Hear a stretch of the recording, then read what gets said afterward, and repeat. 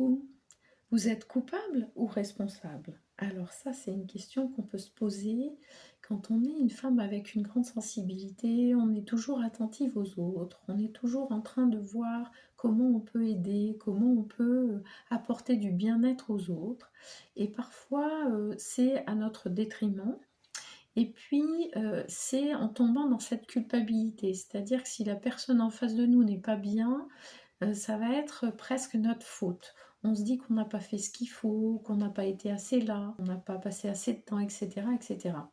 Donc là, ce qui est intéressant, c'est de reprendre cette responsabilité et de voir la responsabilité de chacun. Chacun est responsable de sa vie, de comment il vit sa vie et de ce qu'il met en œuvre dans sa vie, d'une part. Et puis d'autre part, c'est quand il se passe quelque chose par rapport à nos enfants, par rapport à nos parents, par rapport à nos amis, c'est OK, qu'est-ce qui est de ma responsabilité? Qu'est-ce que j'ai envie de faire aussi? Puisque souvent on parle de culpabilité quand on subit la situation et que c'est pas un choix vraiment sincère, mais on a fait plus les choses par obligation ou parce qu'on se dit que c'est important, que c'est normal, etc. Et finalement, on n'a pas cette question de se dire: «OK, est-ce que ça, je le fais parce que vraiment j'ai envie, parce que c'est OK pour moi? Ou est-ce que, je suis fatiguée, je suis épuisée, j'ai vraiment, là, pas trop de temps pour moi et j'arrive plus à gérer pour moi et pour autant je fais quand même les choses pour les autres». Ça, c'est notre responsabilité et on peut se sentir coupable vis-à-vis des autres quand on ose dire non, quand on ose mettre des limites. Il y a cette notion aussi et du coup, entre tout ça, ça peut être un petit peu compliqué d'arriver à se positionner. Donc là, ce que je vous invite à faire, c'est à voir quand vous faites quelque chose déjà, est-ce que vous le faites vraiment de bon cœur ou est-ce que c'est par rapport à la pression sociale, par rapport à ce que les autres vont penser, par rapport à votre éducation, ou si c'est vraiment ce que vous avez envie de donner à l'instant T.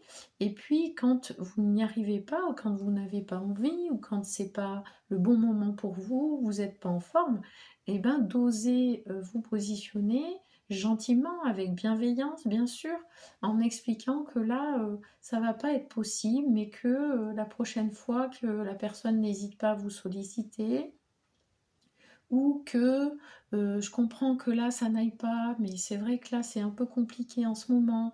Mais écoute, dès que je vais mieux, je reviens vers toi.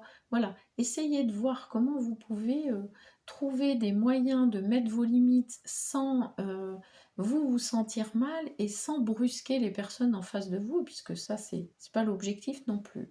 Et puis ensuite, c'est la responsabilité dans le sens où vous êtes responsable, vous aussi, de votre bien-être, de prendre en compte comment vous vous sentez, de poser vos limites, etc. Et donc, quand vous prenez votre responsabilité, quand vous osez vous positionner, vous allez être mieux, vous allez plus prendre soin de vous, et donc vous allez être plus capable aussi d'aider les autres, d'être là pour les autres et d'être en forme et vraiment sincère quand vous le faites.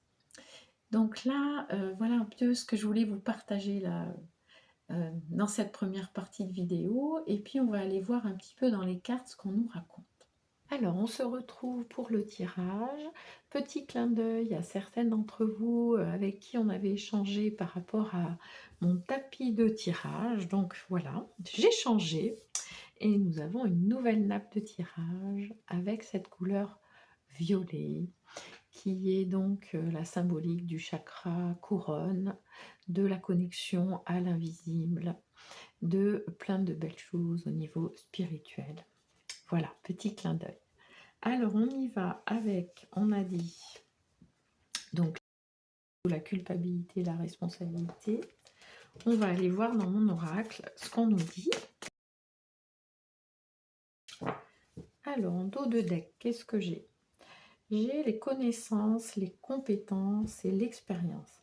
Donc là, ce qu'on nous dit, c'est que par rapport à cette culpabilité, cette notion de responsabilité, hein, donc quand on est coincé dans cette culpabilité, on ne va plus arriver à réfléchir en fait, on ne va plus arriver à analyser les choses, on est dans l'affect, on est dans ce poids où on a le sentiment de ne pas avoir fait ce qu'il fallait, de ne pas avoir dit ce qu'il fallait, et cetera. Et du coup, on peut se sentir coincé. Et là, on nous dit d'aller voir dans nos connaissances, dans notre expérience de vie, pour sortir de ce sentiment de culpabilité, pour être capable d'analyser la situation avec objectivité, en fait, hein. Alors, qu'est-ce qu'on a? On a le réveil ou l'éveil spirituel, et puis on a l'humilité. En fait, là, ce qu'on nous dit, c'est d'essayer de prendre de la hauteur pour pouvoir justement voir cette notion de culpabilité avec bienveillance aussi, hein, par rapport à nous. On n'est pas là pour s'auto-flageller, pour se dire que c'est pas bien de se sentir coupable, puisque du coup on va se sentir coupable de s'être senti coupable, enfin vous voyez le truc, et puis on n'en sort pas.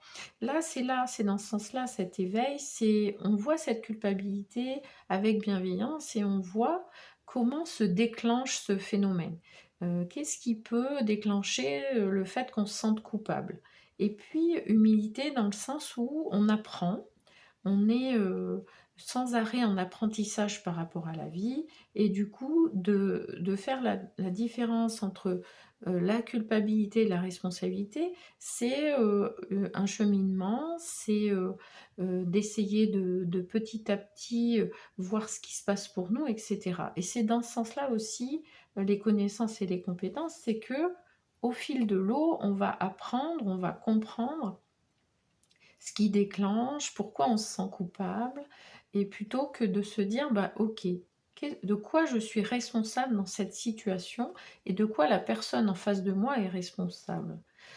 Qu'est-ce qui relève de mon contrôle, de mes actions et donc de ma responsabilité, et qu'est-ce qui ne relève pas de moi, qui est extérieur, qui dépend d'une autre personne. Et ça va nous aider aussi à sortir de cette culpabilité. Alors, avec la responsabilité, on a l'état d'esprit, le mental, et on a les intentions. Oui. Donc là, c'est un état d'esprit, effectivement, d'être responsable de ce qu'on fait, de ce qu'on dit, de comment on se comporte, mais c'est aussi un état d'esprit important de reconnaître la responsabilité des autres. Puisque quand on est dans cette culpabilité et du coup de se croire responsable de tout, hein, parce que c'est ça aussi, hein, c'est comment on peut replacer la responsabilité de chacun et comment on replace la place de chacun. Parce qu'en fait, quand on est dans ce phénomène de culpabilité, c'est comme si tout dépendait de nous. C'est comme si nous, on doit tout contrôler, on doit tout maîtriser, et que les autres n'auraient pas leur place, n'auraient pas leurs moyens d'action, et leur pouvoir d'agir, etc. Vous voyez, donc c'est aussi important de réaliser que cette culpabilité, elle peut nous enfermer dans un contrôle absolu où finalement on ne laisse pas la place aux autres. Et c'est là où c'est important nos intentions, c'est quelles intentions on a, comment on se positionne, dans quel état d'esprit on est par rapport aux autres, pour éviter de tomber dans ce piège de tout contrôler. Et du coup, comme bien sûr on ne contrôle pas tout, on va tomber dans cette culpabilité, et puis on va tomber dans enlever la responsabilité des autres et enlever la place des autres. Alors, on va aller voir dans le tarot ce qu'on nous dit. Donc là, ça saute. On a le 2 d'épée et le 2 de coupe. Oui. Donc là, ce qu'on nous dit, c'est que plutôt d'être dans le 2 d'épée, où on se torture la tête, où on est toujours en train de se poser des questions, où on ressasse, où du coup on n'arrive pas à y voir clair, c'est d'être dans le cœur, c'est d'être dans le partage, c'est être dans oser échanger, oser parler avec les personnes concernées. Parce que parfois, on n'ose rien dire, on est dans notre truc de culpabilité, mais on n'a pas échangé avec la personne concernée. Et du coup, la personne concernée, elle peut avoir une vision de la situation complètement différente, elle peut tout à fait savoir qu'elle peut compter sur nous, qu'on est là pour elle, mais sans lui enlever sa place, sans lui enlever sa part de responsabilité. Donc c'est dans ce sens-là aussi où on est dans ce 2 de coupe, dans ce partenariat, dans cet échange, dans cette envie d'être dans le cœur ensemble. Vous voyez ? Alors, on va voir par rapport à la responsabilité ce qu'on nous dit. On nous parle de jugement. Donc ça, c'est un arcane majeur, hein, donc c'est fort. Hein. C'est comment on se positionne, c'est comment on analyse la situation, comment on est capable d'être juste, d'être objective par rapport aux situations. Vous voyez, c'est ce que je vous disais tout à l'heure. Et puis, qu'est-ce qu'on a? Le 2 de bâton. Alors, attendez, je vais mettre ça là. On est comme ça, voilà. Le 2 de bâton, il observe, il évalue, il voit la mesure des choses. Il évalue aussi, alors à la fois au niveau personnel et au niveau extérieur, au niveau ouverture au monde. Donc avec le jugement et le 2 de bâton, on est vraiment dans cette analyse objective, cette observation, vraiment d'avoir envie d'être juste, d'être équitable, de pouvoir intervenir, interagir de manière cohérente, équilibrée. Vous voyez? Alors, qu'est-ce que j'ai en d'autres decks? J'ai le 5 de denier. Oui. Alors ça, c'est intéressant, parce que le 5 de denier, c'est une carte de manque, c'est une carte où on est déçu, où on peut être triste. Et là, ça, c'est intéressant, parce que on peut... ouais. Le fait d'être dans cette culpabilité, ça nous donne une place, ça nous donne aussi un statut, on est là pour la personne, on peut aussi peut-être... c'est un peu... c'est un peu... comment dire? On se torture la tête, mais quelque part, on a besoin de se la torturer pour montrer qu'on est là pour l'autre. Vous voyez, il y a cette notion-là un peu. Et c'est dans ce sens-là peut-être le manque. C'est que si on n'a pas la culpabilité, alors comment on existe? Comment on prend sa place dans cette situation? On peut avoir l'impression de ne plus être légitime ou de ne plus avoir... euh, quelque part une place importante dans la situation. Ce qui est faux, puisqu'avec cette prise de responsabilité, on a tout à fait notre place, on a tout à fait ce pouvoir d'agir, etc., sans être dans le ressassement et quelque chose de stérile. C'est là où c'est intéressant. Alors, je vais aller chercher une petite carte dans l'oracle de l'estime de soi, puisque là, quand on est dans ce positionnement, c'est peut-être que des fois, on a besoin d'exister à travers ça, hein, comme je vous disais, et que du coup, on a cette estime de soi qui manque un peu. Alors, on nous dit, je fais confiance à mon instinct et à mes désirs. On peut se faire confiance sans tomber dans l'aveuglement. Mais pour cela, encore faut-il être capable de percevoir clairement les messages qui nous viennent de notre être profond, à moins qu'il ne faille simplement s'y autoriser. C'est comment on peut se faire confiance aussi sur nos ressentis, sur notre positionnement, sur ce qu'on fait, sur ce qu'on dit, comment on se positionne par rapport aux autres, etc. Et là, c'est ça qu'on nous dit, c'est peut-être plus à l'écoute de soi, vraiment profondément ce qu'on ressent, comment on se sent, et d'être quelque part, d'oser être soi-même, d'oser être plus naturel, plutôt que de se conformer à ce qu'on croit devoir faire, à ce qu'on croit devoir dire, etc. Vous voyez? Alors, pour terminer, on va aller dans l'oracle de la féminité sacrée.